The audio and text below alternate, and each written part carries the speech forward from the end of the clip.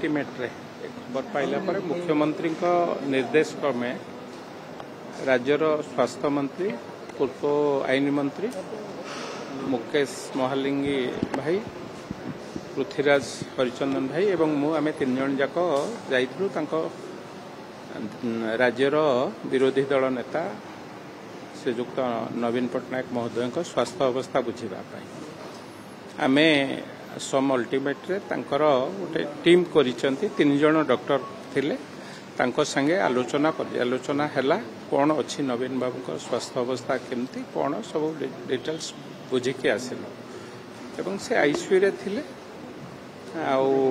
आमको डिटेल्स कहले जेहेतु तांकर डिहाइड्रेशन हो जाइतला सेमती बेसी किछि विपद नहीं डिहाइड्रेशन होते एबे नॉर्मल अछंती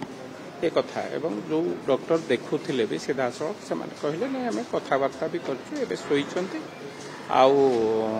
अवस्था स्थिर अच्छे सेमती कौन विपद ना कौन ये सब कथा आलोचना जमती जो निया ये बेले बलंगा केस बेले जमती घटना सब शुणा मिलता ये सेमती आम आदौ नवीन बाबू आईसीयू भितर को जावाई चेष्टा करूँ कि क्या डॉक्टर संगे किभली अवस्था अच्छी कौन स्थिर अच्छी कि कौन असुविधा अच्छी से कथा डॉक्टर जो टीम जो मैंने देखुं डॉक्टर को से संगे आलोचना है एवं से आमको एश्योरेंस देले कौन विपद ना जहाँ डिहाइड्रेशन होगी जलीय अंश कमी सालाइन दि जाऊँगी नॉर्मल फूड ये करुँच बेसी किसी विपद ना तापर आम